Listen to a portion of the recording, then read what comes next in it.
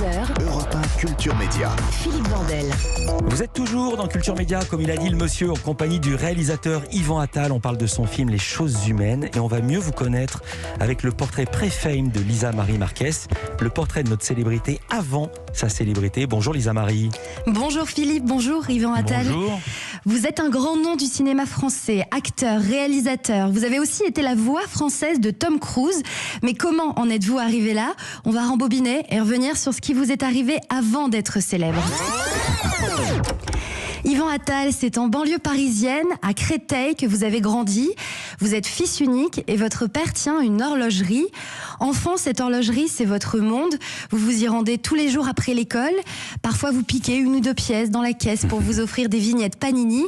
Et le rythme de vos parents commerçants va avoir une influence déterminante dans votre vie, Yvan Attal. Comme le magasin est ouvert le samedi et que vos parents travaillent, ils vous déposent au cinéma du quartier, le cinéma Paradiso, juste à côté de l'horlogerie. En fait, le cinéma, c'est votre garderie. Et le samedi, vous pouvez voir 2 ou 3 fois le même film d'affilée. C'est là où vous êtes fait votre culture cinématographique. Absolument. Vous alliez voir quel genre de film? C'était pas du tout des films pour moi. Je me souviens d'avoir vu un Piala. Alors je sais pas comment on me laissait rentrer. Je pense que mon père devait soudoyer le cinéma pour me garder, quoi. Mais je voyais des films qui s'adressaient pas à moi. Il y avait Nous ne vieillirons pas ensemble. De Piala, je devais avoir 8 ans. Je sais. Après, il y avait quand même un Bruce Lee. Il y avait des choses. Mon nom est personne. Je l'ai vu là aussi. Donc il y avait une programmation très très éclectique, quoi. Il y avait des films d'horreur? Il y avait des interdits aux moins de 18 ans? Je crois. Là, j'allais pas. Mais je crois pas qu'il y avait ça. Non. Lisa Marie. Dans votre monde et dans votre enfance, il y a aussi le football. Vous jouez à l'AC Créteil, d'abord ailier droit, puis milieu de terrain. Vous rêvez de faire L'US Créteil. L'US Créteil, pardon. Vous rêvez de faire sport-études pour devenir footballeur professionnel. Vous vous imaginez en train de marquer des buts lors d'une Coupe du Monde et vous êtes fan d'un club en particulier, l'AC Saint-Étienne. l'AS Saint-Étienne. Tout le monde.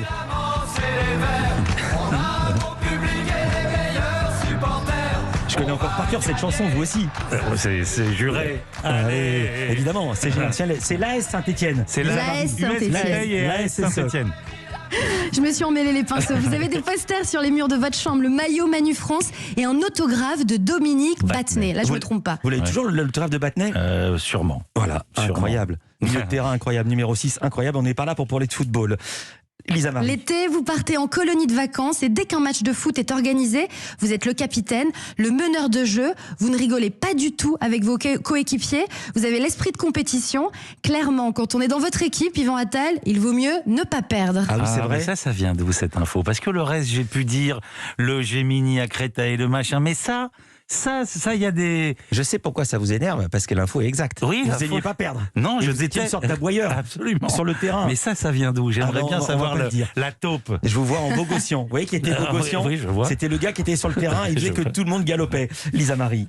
À l'adolescence, vous abandonnez vos rêves de football. Les posters de footballeurs sur les murs de votre chambre sont remplacés par ceux de Dustin Hoffman et Robert De Niro.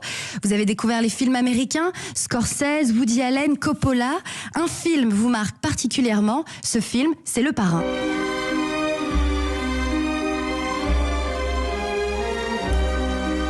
Lequel parrain? Le 1, le 2, le 3? J'ai commencé dans l'ordre chronologique. J'ai fait le 1, le 2, le 3. Le 1, pour moi, le 1 est un chef-d'œuvre.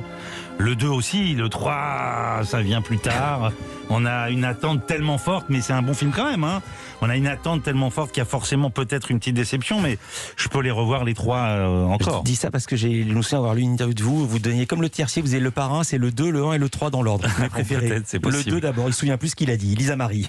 Yvan Attal, vous voulez vous aussi faire du cinéma à partir du moment où vous découvrez que l'on peut en faire son métier, même si votre papa a d'autres ambitions pour vous. Il aimerait que vous choisissiez un métier de savoir, médecin, avocat, notaire, mais vous en avez décidé autrement. Dès le lycée, pour vous c'est très clair, votre avenir ce sera le cinéma. C'est même ce qui vous réveille en cours d'histoire géo lorsque vous êtes endormi, affalé sur la table. Dès que le prof parle de New York et dès qu'il dit Broadway, là vous levez la tête. Il est bluffé, Yvan Attal. Non, mais alors là, attendez, il y a quelqu'un. Donc là, tout est vrai déjà. Oui, il s'appelait Mogilevski, ce professeur d'histoire géo, et je me souviens très très bien, en terminale, je dormais, j'étais affalé sur la table, et il a fait exprès de dire, il parlait de New York, je sais pas, et il a fait exprès de dire Broadway.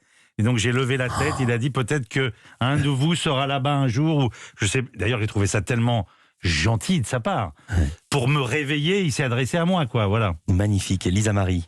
Vous prenez des cours de mise en scène en terminale et puis vous ratez votre bac. Alors ça coupe court aux ambitions paternelles, mais aussi à votre envie d'intégrer une école de cinéma pour devenir réalisateur. Vous vous inscrivez alors à un cours de théâtre pour apprendre le métier d'acteur. Votre père comprend votre démarche, il vous soutient, à condition que vous alliez l'aider au magasin. Vous êtes alors chargé de changer les piles, mais ça ne dure pas très longtemps parce que vous rayez les cadrans des montres. C'est quoi cette histoire? Ben en fait, bon d'abord... Vous les rayez, c'est vrai d'abord? Ah non, mais totalement vrai. Non, mais il y a un moment, il va falloir m'expliquer qui vous raconte tout ça. Et volontairement ou pas volontairement? Mais non, je faisais pas exprès, j'étais pas du tout habile.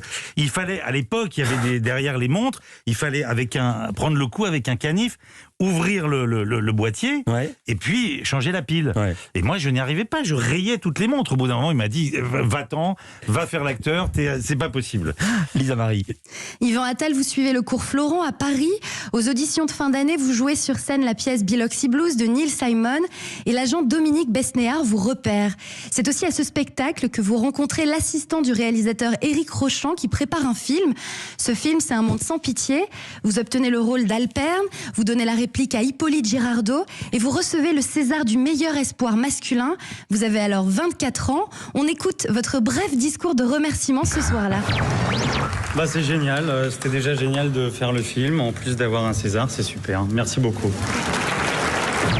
Bon, il y a plus rapide que moi. La dernière fois, il y a Benjamin Laverne qui se foutait de ma gueule en voyant cette remise des Césars ou cette réception d'un César. Et il m'a envoyé une vidéo de Galabru qui fait encore plus rapide. Il monte, il prend le César, il fait un signe de tête, il se casse. Voilà. Lisa Marie. Yvan Attal, ce sera donc d'abord devant la caméra que vous allez appréhender le cinéma avant de passer de l'autre côté pour mettre en scène, réaliser comme tous ceux que vous avez tant admirés. La suite, on la connaît et moi, je m'arrête là.